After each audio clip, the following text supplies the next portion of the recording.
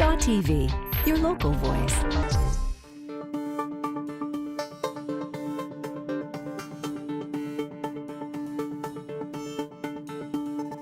Welcome everyone to part 2 of this big presentation, Journey to the Future. If you are tuning into this for the first time, here's what you missed, but it will be aired again. In part 1, we're covering the journey by a young man called Patrick Wu to Vancouver in the year 2032, by when it has become one of the world's greenest cities. And by the magic of fiction, he gets to spend 4 minutes. By the magic of fiction, he gets to spend 4 days in the future, asking questions, discovering how they did things. And in part 1, we covered the transformation to a new economy. We covered the affordable housing crisis, some of the changes for building an ecological economy, and the ways in which is more affable community with restoration of community and neighborhood. What we're covering in part 2 is the climate crisis and the restoration of hope and purpose. So the climate crisis is the big one, which was one of the concerns that Patrick had when he visits the future. How are they going to be tackling this climate crisis? And loss of purpose is the other thing we'll come to after that. But I put that to one side for now. Keep Willie out and he's been like this all his life, so he can wait a while, right? And it's part of the G in the Omega theme, where O stand for open democracy, M for meaningful work, E for a new economy, G for a green future, A for an affordable living. The climate crisis got addressed under the Omega theme for a G for a green future. So the science of climate change is really solid. This is a graph that shows the carbon dioxide emissions over the last 400,000 years from drilling into the Antarctic and measuring the CO2. And it goes up and down. There are ice ages and there are non-ice ages, but the present really stunning increase is caused by the fossil emissions into the atmosphere by us humans. And that shows the temperature increase because fossil emissions reduce carbon, carbon traps heat, heat rises temperature. And if you look at this slowly, what's going to happen in a minute, you'll see the temperature since 1850, going the 12 months of the year. So we're now into 1890, 1900, 1920, 1940, 1960, 1980, 2000. This is, really alarming because it's, rapidly approaching the 1.5 temperature. There's another one of those that goes right to the end of the century, and it's way up 3, 4, 5 degrees warmer. So it's a very scary situation. And 93% of the heat is not even going into the atmosphere, it's going into the ocean, which causes a bunch of other problems for the salmon and acidification of the ocean. And 97% of the climate scientists around the world are saying it's caused by humans. Climate change is natural. It's always existed because of the variations in the cycle of the Earth around the sun. But today's climate change is caused by humans by fundamentally releasing carbon and other key greenhouse gases. So there's the measure of the greenhouse gas pollution and the observed temperature that tracks it.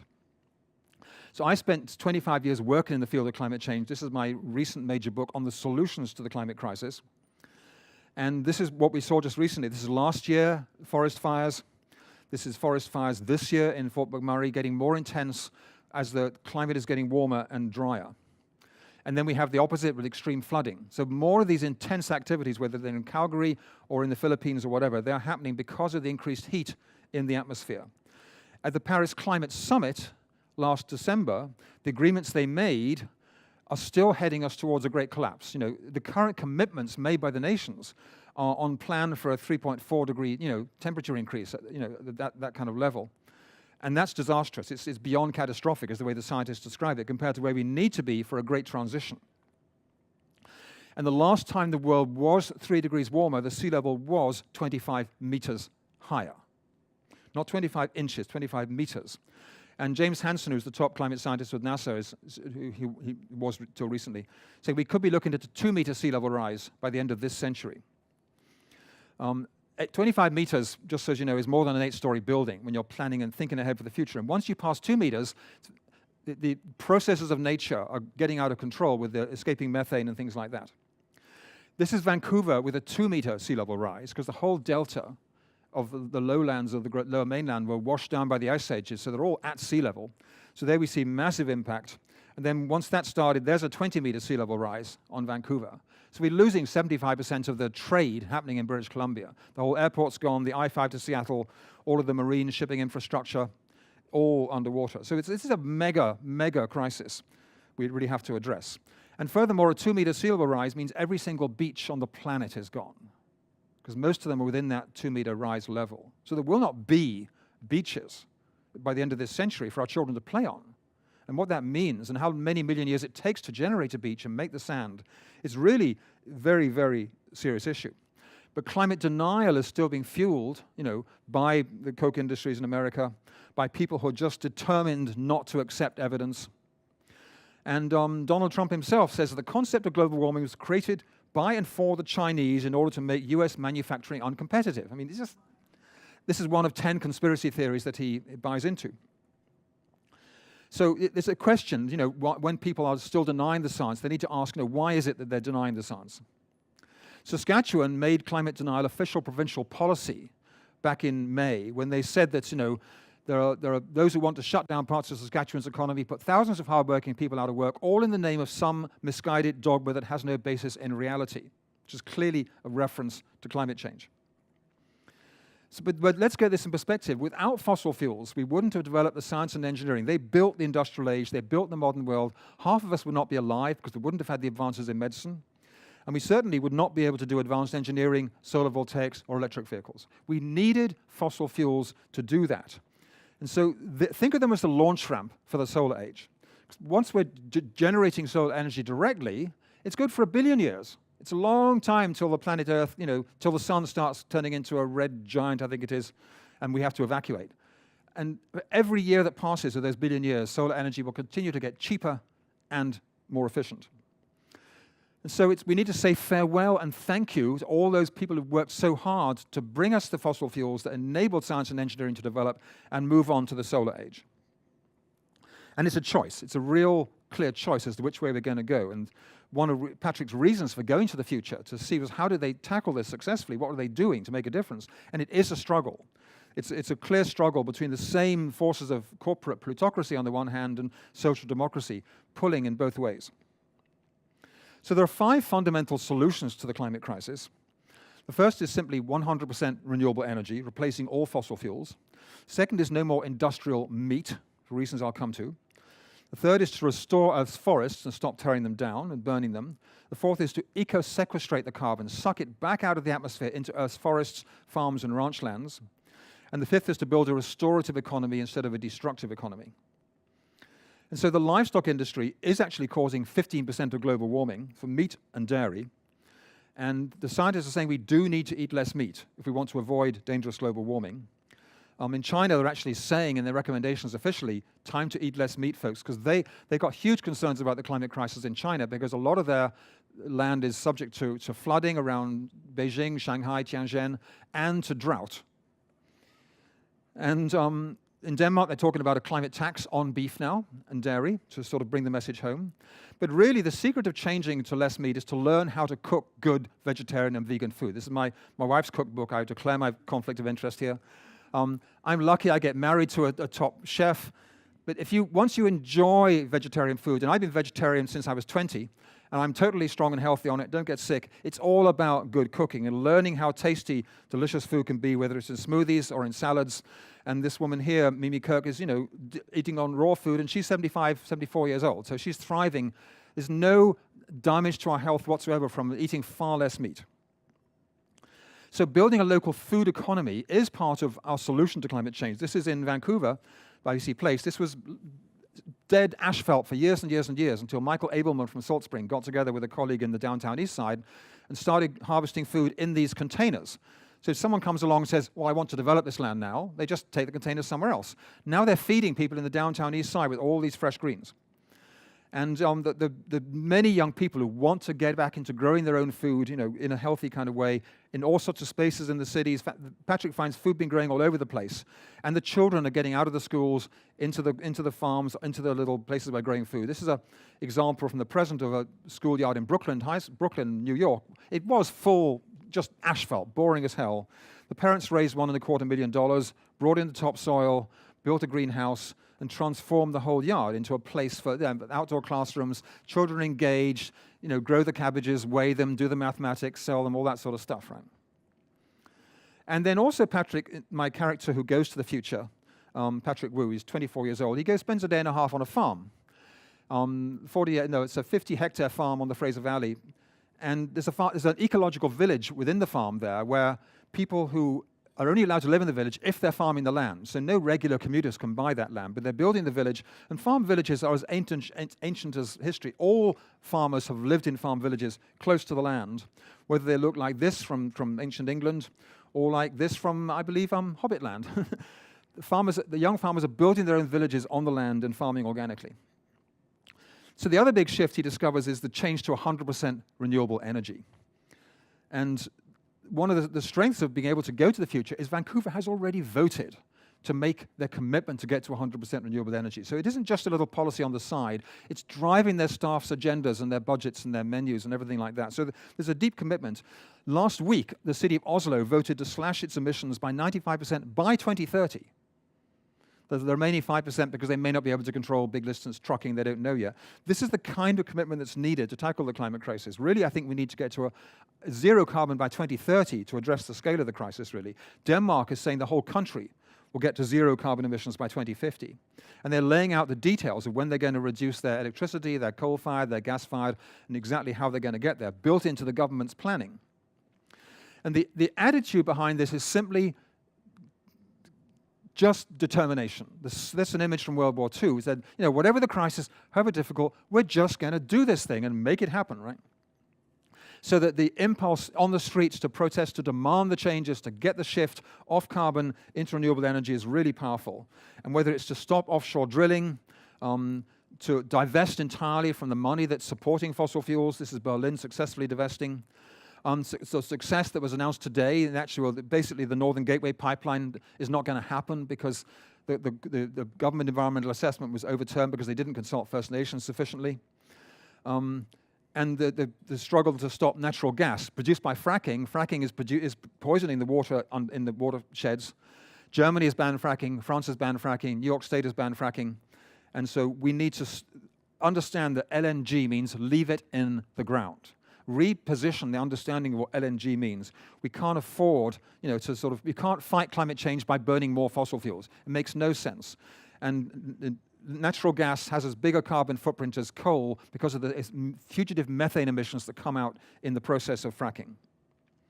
So in 2020, when Patrick finds out how did this happen, there was a Houston Climate Treaty when a global carbon cap was agreed, far stronger than the Paris Treaty, a firm global cap on fossil fuel emissions agreed to by all nations, motivated both by alarm about the increasing severity of the crisis and by a clear, positive vision of what the future green economy looks like. So once they can visualize the future, see the jobs, see the economic turnover, realize it's not the end of the world, they can make that transition and go ahead and make it happen.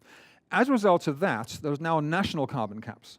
So Canada has a limit on how much carbon can be produced or imported, and the companies doing it have to bid for the allowance to do that. That puts up a price on carbon in addition to carbon taxes. So now we're looking during basically this is from 2015, but in the 10 years that Patrick was before he got there, from 2020 to 2030, there was a complete ramp down of carbon emissions by 10% a year, and that was the carbon taxes played a role in that, but much more important was community organizing, working together, and carbon rationing. Because when you got a price on carbon, low-income people suddenly can't afford to heat their buildings, they can't afford to get the gas for their cars, so you have to have carbon rationing to make it fair. And it's not as if carbon rationing was experienced as an imposition. It was experienced more the way that we saw it in World War II, when rationing was seen as a way of simply making it fair for everyone to work together, to share out the process of change. And nobody complained that it was massive government interference. And so the carbon rationing, falls from 5 tons a year in year 1 down to 0 tons in year 10. And the neighbors are working together, they're doing bike sharing together, they're doing car sharing together, they're getting their homes retrofitted together with the builders coming to the whole street. And it became a community celebration of how we do this transition, and every year, an increase in renewable energy. It's just transition. It's not anything that needs to destroy an economy, it's just a transition. And I did analysis that showed that if you had a planned 25-year transition, you lose 800,000 jobs in fossil fuels for the whole of Canada. That's direct and indirect and induced jobs. But you're gaining 1 million new jobs during the transition, and when it settles down, you've got 800,000 jobs after the transition as well. And so there's a lot of data on this showing how the numbers are growing, the investment is growing, the jobs are growing. And this colleague of mine, Liam Hildebrand in Victoria, is actually organizing other fellow tar sands workers that they can retrain to do jobs in renewable energy and help the transition instead of having to go back to the tar sands working. And in theory, there's 145,000 jobs to be had in Alberta doing the transition. So there's no need to be so concerned that we must keep the tar sands going because of the jobs. What about transportation? How do we, if you've taken all the oil away, how do we get around? Like, what's the way of traveling? And it starts with redesigning our communities to make them more pedestrian friendly. And there's lots of examples. In the future, the streets Patrick is on, they're all narrowing down the traffic so that there's more room for, there's parking spaces, there's passing places as well, but more food being grown, more spaces for children to play, more sociability corners, so that the cars are being put back in second place and humans are first place. That's the important thing. This is in Portugal today, where a regular 3-lane road is, back down to 1 lane, and now the neighbors reconnect. This is a road crossing in China. What you're looking at there is 2-dimensional art designed to look like 3-dimensional. So the traffic thinks it's a bump, but actually it's just flat paint. Just clever, right? And then when he goes to downtown Vancouver, regular streets that are like this, he seems they're being transformed and sort of narrowed down and more activity happening on them. And in the suburbs, the streets that are like this in all our neighborhoods, just complete streets. So you've now got cycling, pedestrians, and the traffic going slower and more room for sitting around and enjoying yourself. The heart of the downtown, on the intersection of Hastings and Seymour Street, where right now there's 9, 12 lanes of traffic, he's shocked to discover a massive sculpture of a full mammoth with a baby mammoth next to it. And as he walks down to the core of the downtown east side at Hastings and Main, at every intersection there's a huge sculpture representing the story of the First Nations since the very first arrival, at the end of the Ice Age in Canada. And when he gets down to the Hastings and Main, where right now there's like 24 lanes of traffic, 16 lanes of traffic, whatever, 24. There's an amphitheater being carved into the middle of the road for art, for presentations, for poetry, for sharing. And the whole atmosphere has changed. The downtown east side is still dominated by people of lower incomes, but there's change of ownership for the rooming hotels, there's security of tenancy for the people in all the new affordable housing initiatives, which I covered in part 1. And when it comes to transportation, we're talking cycling a lot, and everything is happening in the future. You can get married by bicycle. If you can't get a baby, you can get a sperm donation by bicycle. Then you can have your babies going around with you on electric tricycles. There's all sorts of ways that parents are cycling their children around in the future. There's no need for helmets because there's safe, separated bike lanes. Now we've got mother with like 6 children on her bike there. And there's separated lanes. This is the thing. Those simple plastic barriers there stop the 3-foot wide wing mirror on an SUV from knocking you off. They provide that safety and security for cycling that's so important. And then there's cargo bikes of every kind, so people in the working reality. In Denmark, in Copenhagen today, there are 40,000 cargo bikes running around the city, changing the way it's done instead of the great big trucks coming in all the time. So and then when you begin to get older, you can have a tricycle with your loved one, an electric tricycle. And when you're really old, you can be carried around by your daughter and son, right? And then when you die, you can go to a funeral on bicycle. So the whole change of bringing cycling into our lives. And then, of course, add electricity, and the hills disappear. So anyone who knows, I'm sure there's plenty of viewers watching this who've tried an electric bike, and you're cycling along, you come to the hill, you switch on the electric drive, and you pedal up that hill, and there's no pain in your muscles. You just destroyed gravity. Because electric bikes are really quite miraculous, and I do recommend anyone go to a bike shop in town, try an electric bike, take it to a hill, and you'll experience it for yourself. All sorts of varieties of electric bikes coming on the market. The new Copenhagen wheel is there, so that you just change the back wheel, put this one on, and when you go downhill, it gathers up energy, you release it to go uphill with, and it's just change. And then night bikes, fully illuminated from within, so to give security and safety at night, just with new electronic digital technology. There's also the Vimo being made in Vancouver today by my friend John Stonia. It's an electric tricycle, gathered up, give it a bit of protection. And they're also being made in Afghanistan to show the speed of change around the world for this kind of thing. In Odense in Denmark, they have such confidence in their bike lanes that 5-year-olds are allowed to cycle to school on their own without anyone phoning the school board to say, oh, that parent's irresponsible, you shouldn't do it, it's dangerous. Because they know it's safe, they've got safe, separated bike lanes, and all the children are learning to cycle. And then when you see the presence of bike lanes like this, you get a sense of this is civilization. This is the way it should be. There's a slowing to the pace of life. You're no longer at risk of those big, fast cars all the time. Germany's opening a 62-mile bicycle highway, completely car-free across the whole country. And I believe here on Vancouver Island, we should basically recognize the trains are not going to happen on the ENN Railway, convert the entire ENN Railway into a single long bikeway, 285 kilometers at grade. There'll be fantastic usage. It goes through all the smaller communities on the island. This is a solar bike lane in South Korea, where the whole bike lane is covered with solar panels. And this is the kind of infrastructure that when you need to cross a busy highway, they're willing to do in Holland, because a third of the people are using bicycles for transportation in Holland, as they are in Vancouver in the future. So you build this kind of way for safe crossing of highways. So this is the future of the Granville Street Bridge in Vancouver, when we've done this sort of stuff, which is what Patrick sees when he's there. And because Vancouver made this commitment to be the greenest city by 2020, and it's built into their government departments, their staff mandates, their job descriptions, their budgets, when a thing comes along out of all this public commitment, and they get a chance to buy the Arbutus Greenway, they know in advance that they can develop it, and they can see the future corridor with the food growing, the transit, the cycling, and they got that vision. They're being driven by the positive vision of the future and not by the fear of change. This is a vision of Amsterdam, how it has changed already, just to show what change looks like. It is normal to move from a car-dominated culture to a pedestrian, cycling-dominated culture. In the historians 200 years in the future will look on this very short period when we let cars dominate our lives before we got back to assuming that culture is fundamentally human, and it's human contact that matters. So we can transform our cities to bring back really good transportation that allows human contact. All buses are fully electric in the future. They're already on the roads, the ones Patrick discovers. Barcelona is having all its buses be electric by 2020. The average bus lasts for 12 years before it's recycled. They cost more to buy, they cost less to run, the net cost is the same. There's no additional financial cost for having fully 100% electric buses. This bus in China recently did over 1,000 kilometers on one electric charge to show the progress of electric batteries in this technological revolution. In Bristol, England, this bus is running around powered by biomethane. If you want to know what biomethane is, they tell you on the side of the bus. Yep, that's where it comes from.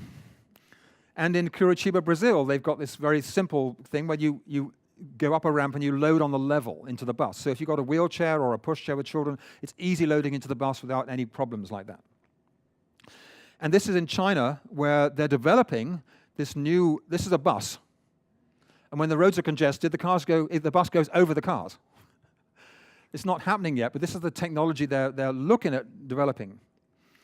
And then on the buses, you're going to have tables, you can do Wi-Fi, you can read a book, you can have fun, and you're going to have who knows what with the new Google Glass, the potentials of stuff you can learn about through your glasses, and the pilot, the real-time in-ear translation. So if you're sitting on the bus and I'm chatting to you and you come from Uzbekistan, and you're talking in Uzbeki, I can talk to you in English and we'll have real-time conversation because of this kind of digital development that will be the norm in the future.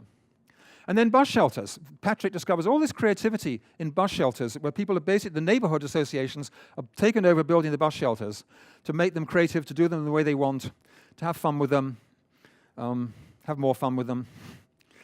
And even in places like Tofino, they're building special bus shelters, right? And real-time electronic information. I mean, it's the standard in Europe today. And most of our bus stops out here, they've got no information at all.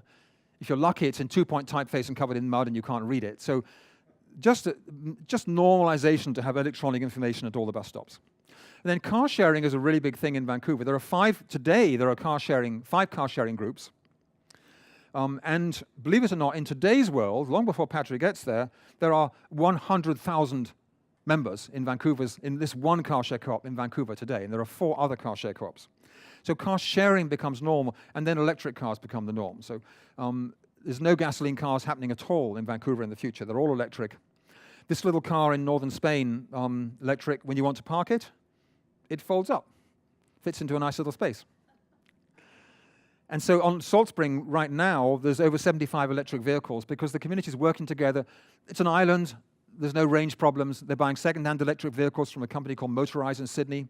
And they're talking to each other and sharing and normalizing the process of, and more and more people have driven an electric car and discover how cool they are and what great features they have. By 2025, Holland is preparing to ban the purchase of gas and diesel cars. It's passed through the lower house, has yet to go to the Senate. Germany is planning a 2030 zero emissions mandate, 100% electric vehicles by 2030. Exactly the kind of change that is needed. So, and then by 2040, you'll find that all vehicles in the whole country are electric, basically.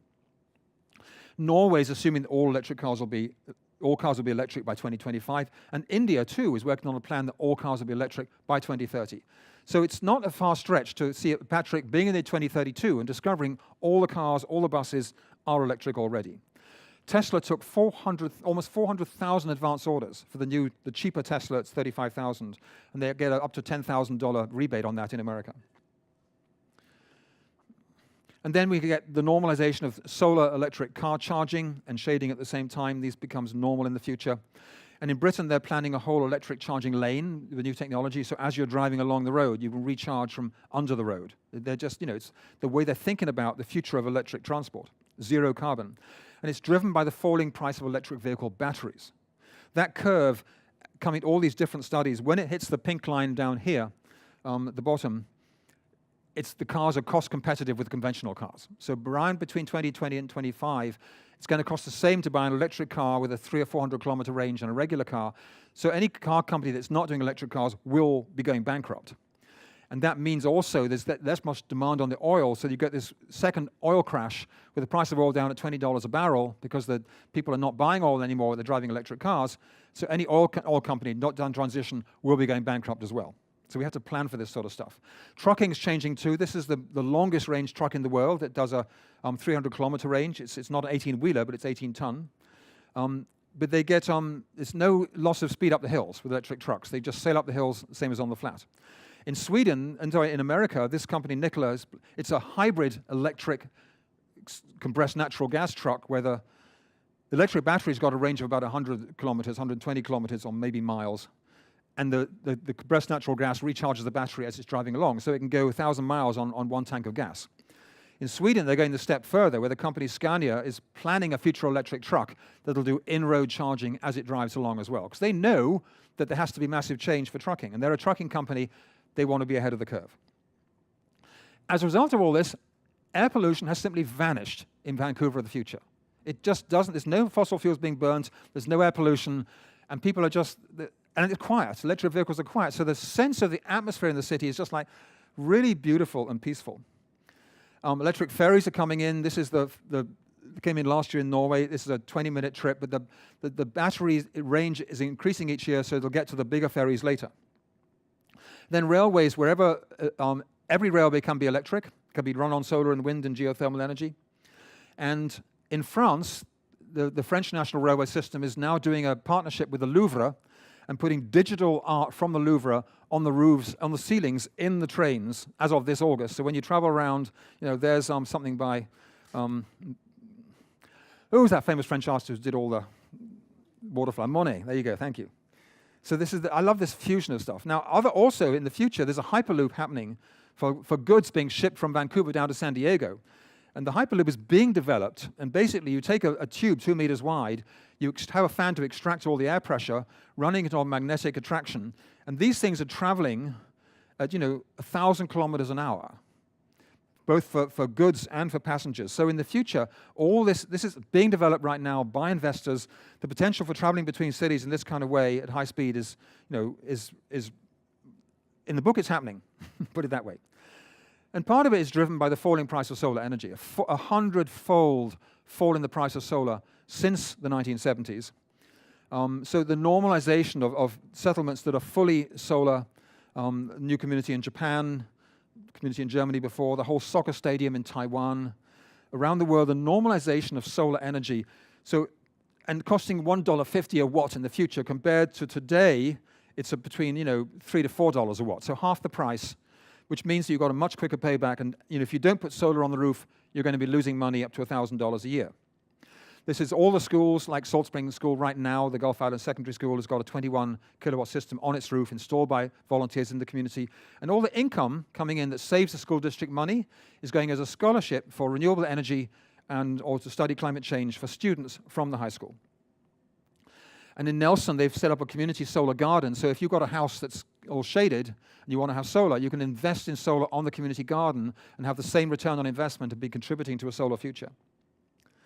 This is the world's largest solar farm with 9 million panels today. And in the future, this floating solar, this is imaginary floating solar on Williston Lake. It's an artificial lake created to make the dam anyway, 500,000 households. This is what floating solar looks like today. It's like a Lego kit, and the bits click together on reservoir in England, and that's what it looks like when it's installed. So in the future, I got massive deployment of floating solar energy, which also helps to calm down hurricanes and storms. Then also thin film solar is coming, and it's literally printed on a printing press. And it's sort of, getting its way onto rooftops in this kind of way. And then wind energy whether it's offshore wind, onshore wind, it's all happening in the future much more. It's happening in creative architecture and bridges like this. And some people will say, yeah, but wind turbines kill birds. Yes, it's true. For every 10,000 fatalities of birds, 1 is caused by wind turbine. Over 1,000 are caused by cats. So if you're serious about stopping wind turbines because they kill birds, you've also got to stop cats. Or you've got to stop high-rise buildings, which are causing 6,000. So we have to get this in perspective when we're looking at the damage that technology changes causes. And then there's tidal energy. This is a plant in South Korea, and this is a plant being planned in Swansea with a 10-kilometer loop that's built with tidal impoundment and gather the energy as it comes out. Big breath. Pause for water here. All the houses being built in the future are passive house design, because a passive house has a 90% reduced heat need. So they have no engineering, no heaters of any kind apart from a small heat recovery ventilator that freshens the air as you're taking the stale air out and the fresh air in.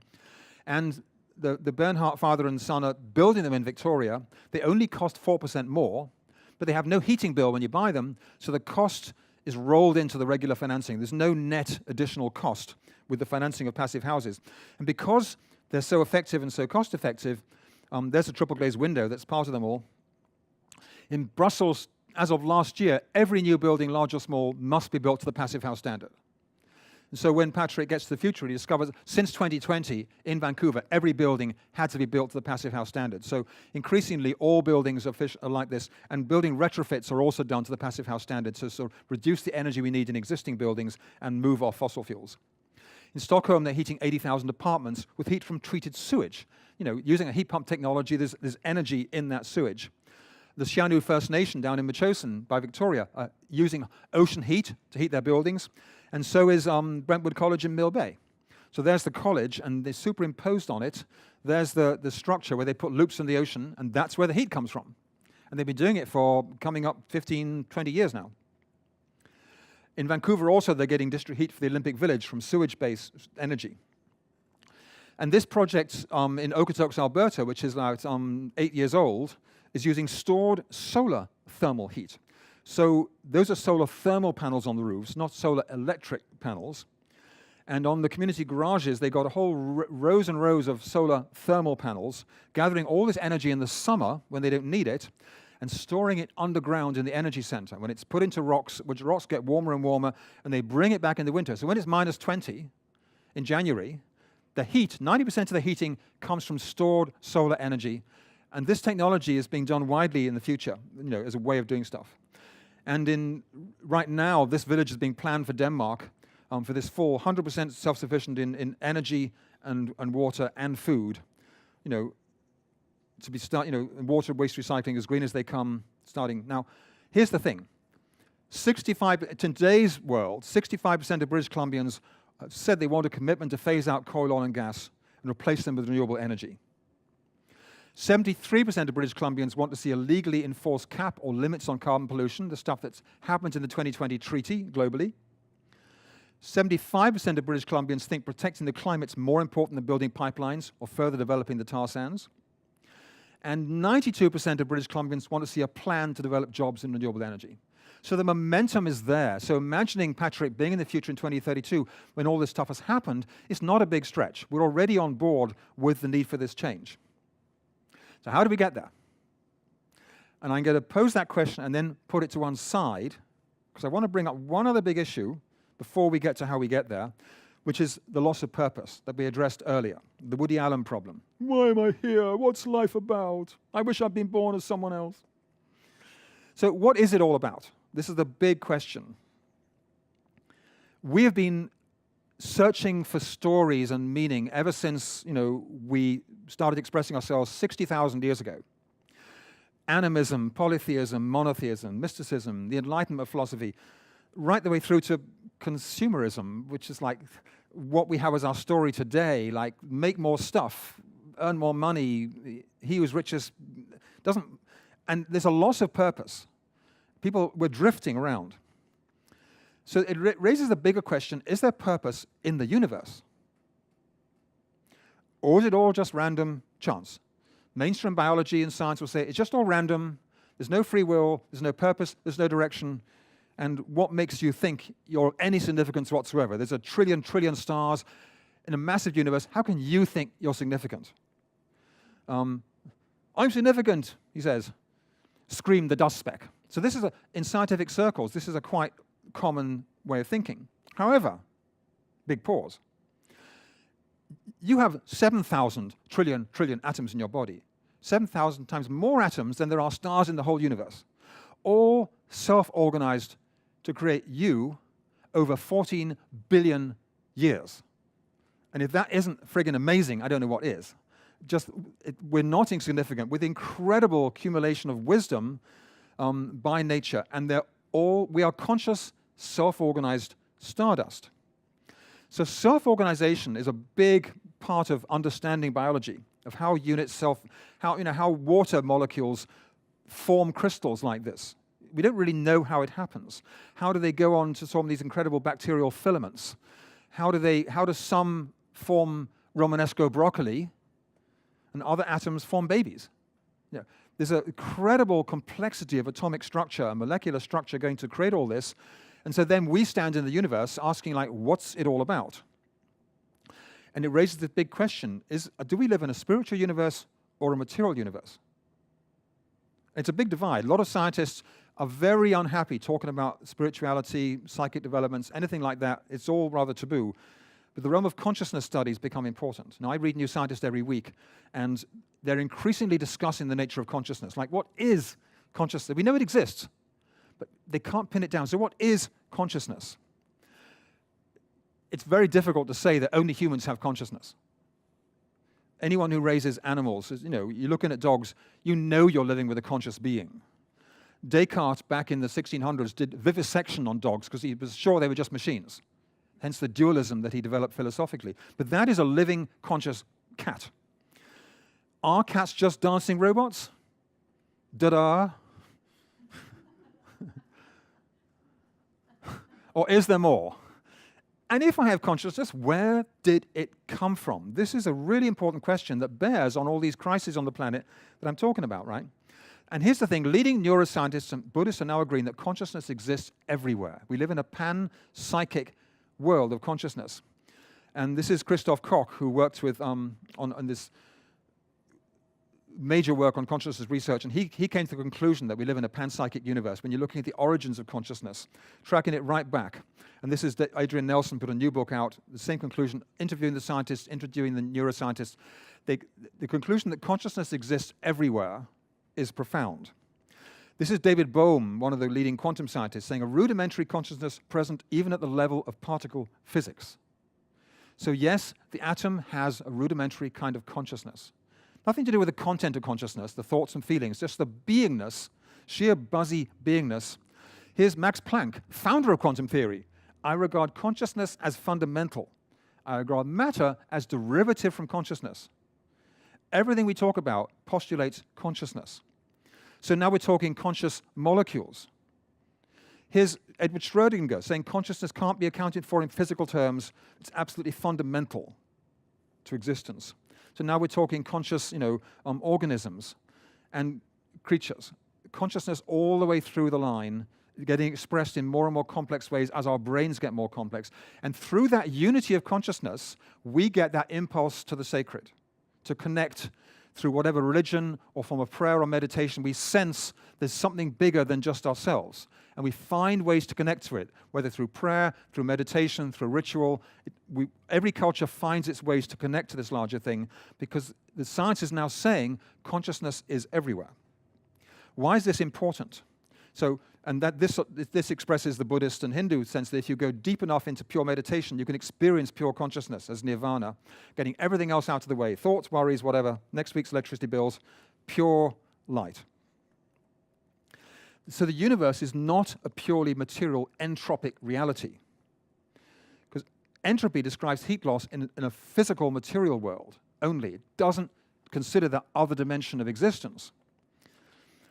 In reality, the universe is pervaded with consciousness, and syntropy tells a new story about what's happening in the world. So conscious universe is a syntropic universe. So syntropy is a scientific theory founded by Luigi, or discovered, as it were, by Luigi Fantapié in the 1930s and 40s, when he was working on expressions of quantum equations to do with the positron. And basically, syntropy is a deep, unifying, self-organizing force that's omnipresent in the universe, bringing a tendency towards energy concentration, order, organization, and life, in contrast to entropy, which only represents the material dimension. So the whole of evolution is about self-organizing love. That's really what syntropy is. It's self-organizing love through connection, through empathy. All existence shares a deep cooperative impulse to increase order and well-being. So when the atoms say, let's form a molecule, or we say, let's form a community garden, or let's form a car share cooperative, the same impulse is at work to cooperate at a higher level and get greater benefits from that. These are my friends in Italy, the champions of syntropy, who are publishing stuff, organizing conferences to sort of spread this concept of all this. And in the book, a future scientist, he says the first law of syntropy is acting through consciousness. Syntropy motivates individual units of being to self-organize cooperatively within their empathic reach to achieve greater organizational power, range, competence, integrity, and freedom for their common good. The empathic reach bit is important. So two atoms that don't get on with each other aren't going to form a molecule. And conversely, Hitler was a really good syntropic organizer in Germany. He wanted to organize all the Germans together, but not the Jews, not the gypsies, not the gays, not the Poles, not anyone else.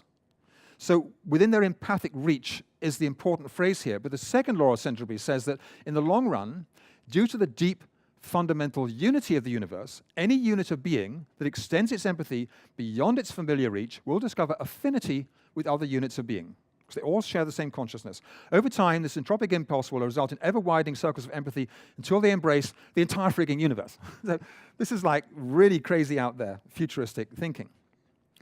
So in biology, morphogenesis is a known process where life forms organize themselves into more sophisticated shape. So what Patrick learns about in the future is something called SimGaia genesis, whereas humans, we learn to self-organize better to create wholeness and fulfillment on the planet as a whole. Because all existence shares this cooperative impulse to increase order and well-being. And syntropy allows, in our thinking, the unification of our spiritual thinking and scientific thinking and thinking relating to social political change. Normally, these three just don't speak to each other. They exist in different rooms and don't connect. And humans are not motivated by dreams of life and wholeness, but are motivated by dreams of life and wholeness, not by nightmares. So we always live a syntropic reality. We don't go around having entropic dreams. I've never met anyone who says, I wish I had a lousy marriage, or I wish I had hemorrhoids. You just don't find people wishing that kind of thing. The entire impulse of life is towards improvement of life. So now when we're visualizing what their future holds, when those teenagers in the schools are asking questions about the future, and if they can visualize this unfolding of beauty and wholeness on the planet, then things get to happen. So now back to that question, how do we get there? So it's the fundamental belief that a better world is possible around this integrated vision of the future. There are groups in every neighborhood, in every city in Canada doing these things already. Doing ecological restoration, or installing solar energy, organizing cycling, tackling poverty, working on affordable housing, but they're not integrated. There's no sense of working together. So people feel, oh, it's all hopeless, everything's falling apart. So when we start pulling together and organizing together around a shared vision, which is what in the book they did through the Omega days, we start getting this unity and diversity and a shared sense of purpose, and we're all working together for the same thing. So now in every community, we're seeing groups working on food and farming, cycling, electric vehicles, solar PV, community planning, climate action circles. And it's not just the environmentalists or the social change people, but all sorts of other groups, the colleges, the schools, the youth groups, the churches, the service clubs, the regional district, all working together for this collective transition. out of a future, out of a world that is collapsing into a world that is growing into something beautiful and amazing. It's a town that is happy, restoring nature, an engaged learning community, 100% renewable energy community, self-organizing, mutually supporting, caring community. The same impulses that led to the formation of the Lions Club and the Rotary Clubs, 100 years ago, coming to life again to self-organize for our mutual benefit and the benefit of the planet as a whole. Active on the streets, making this whole stuff happen. And interestingly, when you look at the politics of this, there's some aspects of this, the best aspects of capitalism and liberalism and socialism and anarchism and green thinking all mixed together. You can't box this in as any one particular ideology, but rejecting the worst aspects of each of those philosophies. So it's a kind of a political synthesis. And so throughout our existence, having a positive intention of a future outcome has been a precondition for success. If you don't have a vision of where you're going, you're not going to win that match. You're not going to succeed in that business. You're not going to get that degree. So when we hold this vision clearly of an unfolding beauty of the future, we can achieve it. So really it's about dream it, plan it, and then do it. We allow the unfolding of nature that's brought us this far to express itself in how we unfold the future. In the 1,000 different ways of expressing it. Our care for the planet, our care for our fellow humans, the work to build a beautiful future. And the Dalai Lama here is saying, we can't just get to this by prayer and meditation. That's fine, but we need to take action. We need to back up prayer and meditation with action. And Luther King is saying that even when life's difficult, when there's struggles, when it seems you still have the dream, even when you're frustrated and you're not always getting success, because it takes just determination.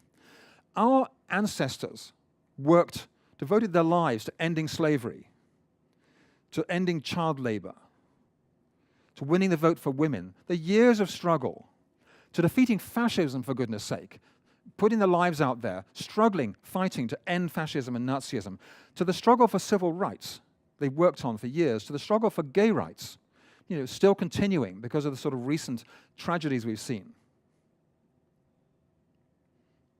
So this is our task today. This is the work we need to engage in to continue the tradition of our ancestors in working for a beautiful, cooperative, kind, compassionate world.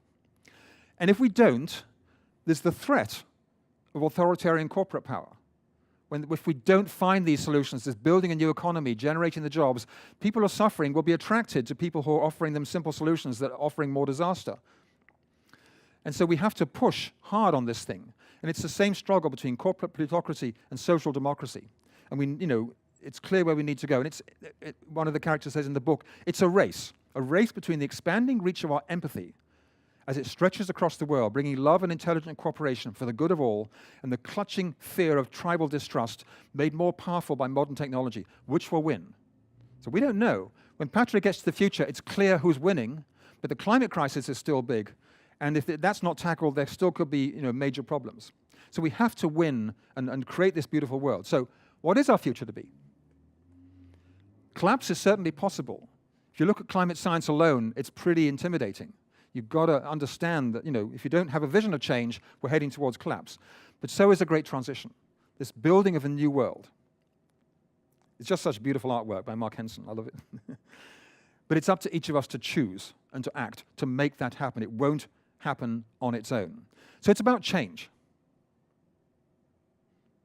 And people are asking the question, so okay, you've told me all this lovely stuff, how can I contribute more? It starts with making a deep inner commitment, and asking the universe to help, asking your friends to help, sharing it and making that commitment to use your life to make a difference. And then it could be you want to research and read, educate yourself more to learn about these issues. Maybe you want to follow your passion and be a dancer or a poet or climb mountains, whatever it might be. Maybe you want to train for a new career that can help you make a difference as a planner, as an engineer, as a lawyer. Maybe you want to join a local profit that's working for change. Maybe you want to become active in a political party. Maybe you want to start a business.